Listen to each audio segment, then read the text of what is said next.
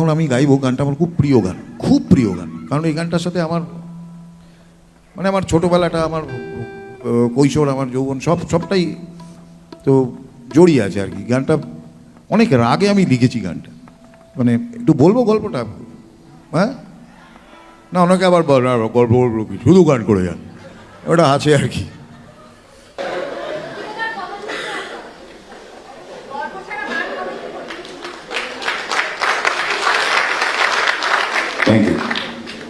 আসলে গানের সাথে যদি আমার গল্পগুলো মানে আমি যে অবস্থায় দাঁড়িয়ে, যে সিচুয়েশনে দাঁড়িয়ে যে গানগুলো লিখেছি সেটা একটু বলে দিলে আমার মনে হয় মানুষের রিলেট করতে সুবিধা হয়। যাই হোক, যেটা বলছিলাম, তো আমাদের অ্যাকচুয়ালি আমি যখন বড় হচ্ছি সেই সময়টায় মানে বড় হয়ে আমি গান গাইবো এটা ডিসিশান নিয়ে ফেলেছি। তো আমার দিদি বেটার জানে এগুলো, তো ডিসিশান নিয়ে ফেলেছি সেই সময়টাতে। তো আমার আত্মীয় স্বজন আর কি, আমার মাসির ছেলে টেলে এরা সব ডাক্তার ইঞ্জিনিয়ার হয়ে গেছে আর কি সব। তো সেইখানে আমি একদম একটা পিছিয়ে থাকা লোক আর কি। বিয়ে বাড়িতে মানে কত বিয়ে বাড়িতে বা কোথাও গেলে মায়ের খুব লজ্জার কারণ হতাম আর কি। মা খুব মানে গেলাম হয়তো, তো আত্মীয় স্বজন জিজ্ঞেস করতো আর কি কী করে সারা, কিন্তু সব জানে, সব খবর রেখেছে, কিন্তু জানে কিন্তু আমি কিছু করি না, আমি স্ট্রাগল করছি। কিন্তু ওইটা বলার মধ্যে একটা মজা আছে আর কি। যেই বলল না ও কিছু করে না, ও তাই আহারে, এই আহারে বলাটা একটা মধ্যবিত্তের না একটা ব্যাপার আছে, মানে ও ভালো নেই আমি ভালো আছি, এইটা দেখানোর। হ্যাঁ, এই এখনও দেখ মধ্যবিত্ত নয়, এখন পুরো ক্লাসটাই হয়ে গেল। দেখবেন ছবি তোলে এটার মুখটা করে দেখবেন সেটা, মানে আমি আমার গোল্ডেন টাইমটা দেখাচ্ছি, আমি কত সুখে আছি। তুই শালা সুখে আছিস? পেট্রোলের দাম শালা 110 টাকা, তুই সুখে আছিস? একটা চাকরি নেই, বাকরি নেই, কিছু নেই, দেশটার এই অবস্থা হয়ে আছে, তুই সুখে আছিস? মিথ্যে কথা বলার জায়গা পাস না। এইটা জেনারেশনকে তৈরি করা হচ্ছে, একটা মানুষের মধ্যে দুঃখ বোধটাকে জাগতে দেওয়া হবে না। সারাক্ষণ নাচো, খালি নাচো, গান শোনো। আচ্ছা, ফিল্মেও দেখবেন আজকাল দুঃখের গান হয় না, কারণ মানুষের জীবনে নাকি দুঃখই নেই, তাই না? ঠিক বলছি? একটা ছদ্ম খুশি নিয়ে ঘুরে বেড়াচ্ছে মানুষ, খুব ভালো আছে সবাই, ব্র্যান্ডেড জামা পরছে, ওই জামাটা কিনতে সালা লোন নিতে হয়েছে ওকে। হ্যাঁ, এরা সবাই কিন্তু ধারকুমার, যারাই দেখবেন মলে ফলে ঘুরে বেড়াচ্ছে তা সব ধারকুমার কিন্তু। হ্যাঁ, যাই হোক, যেটা বলছিলাম, তো সরে যাচ্ছি, আমি একটু উত্তেজিত হয়ে যাই আজকাল, বয়স হচ্ছে তো। তো সেখানে যেটা বলছিলাম, তো মাকে জিজ্ঞেস করতে কি কী করে, তো মাও তো কিছু করে না, একটা গান করে, গান করে, মানে সেখানে একটা গান করে, মানে অন্ধকানাই পথের ধারে গান শুনিয়ে ভিক্ষে করে, মানে মানে গান করলে অন্ধকানাই আর কি, ও অন্ধকানাই।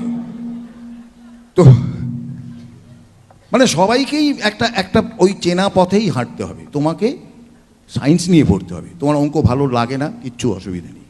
হ্যাঁ, তোমাকে সায়েন্স নিয়ে পড়তে হবে, কারণ তোমাকে ইঞ্জিনিয়ার হতে হবে। এই যে প্যাটার্ন একটা, এটা সবাই এখানে এখনও করে, এখানে আমার সামনে বসে বসে এসব করছে, শুনছে ভালো করে এমনভাবে, কিন্তু বাড়ি গিয়ে ছেলেকে ওইটাই করাবেন। হ্যাঁ, ওই বাচ্চাকে বলবেন তুমি খেলছো, তোমার লজ্জা করে না? এটা বাচ্চা খেলবে না, ওর বাবার খেলার কথা আর কি, ও খেলছে, খুব আপত্তি আর কি মায়ের।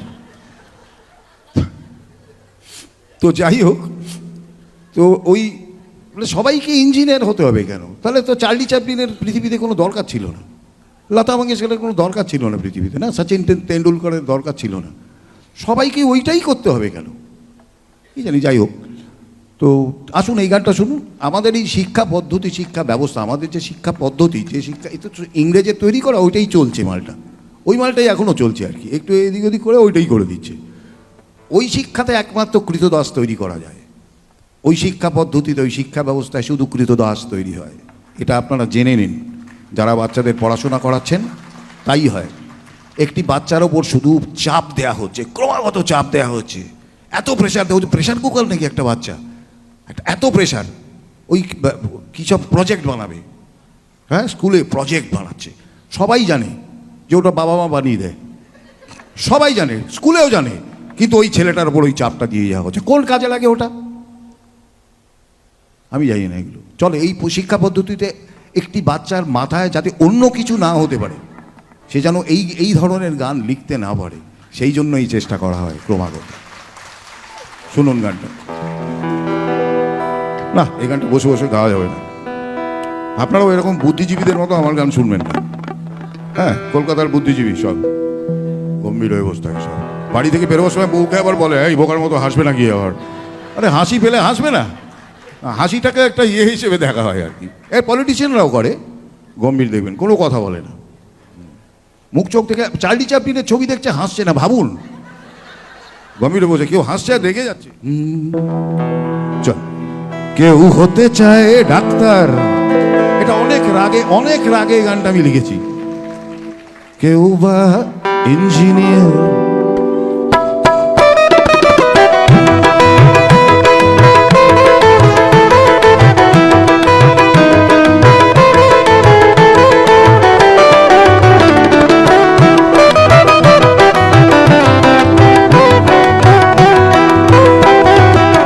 কেউ হতে চায় ডাক্তার, কেউ বা ইঞ্জিনিয়ার, কেউ হতে চায় ব্যবসায়ী, কেউ বা ব্যারিস্টার, কেউ চায় বেচতে রূপের বাঘার চুলের ফ্যাশন, কেউ চায় বেচতে রূপের বাঘার চুলের ফ্যাশন।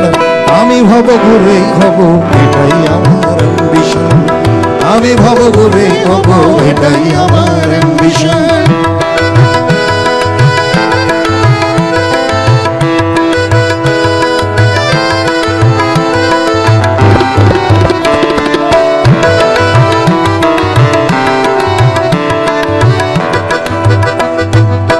ঠকানোই মূল মন্ত্র আজকের সব পেশাতে, পিছপা নয় বিধাতাও, তেলেতে জল মেশাতে।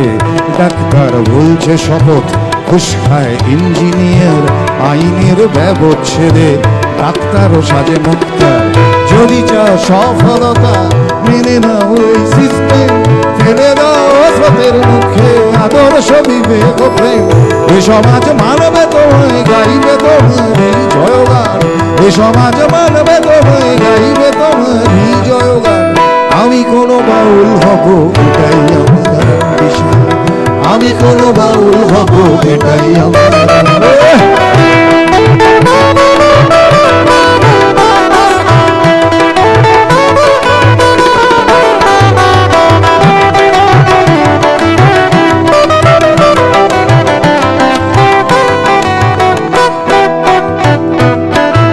যদি চাইবে হতে, সেখানে লোক ঠকানো। সৎভাবে বাঁচাও, একথা লোক বলানো। সৎভাবে যাবে বাঁচা, বড় হওয়া যাবে না তো। শুধু কথা না শুনে বড়দের দেখেই শেখো। এসবই থাক তোমাদের, আমি বড় চাই না হতে। ধুলোমা খাপথি আমার, তুমি চড়ো জয় রথে। শত লাঞ্ছনা দিও, বড় আমায় সম্মান। শত লাঞ্ছনা দিও, বড় আমায় সম্মান। তবু আমি বোকাই হব, এটাই আমার অ্যাম্বিশন। তবু আমি বোকাই হব,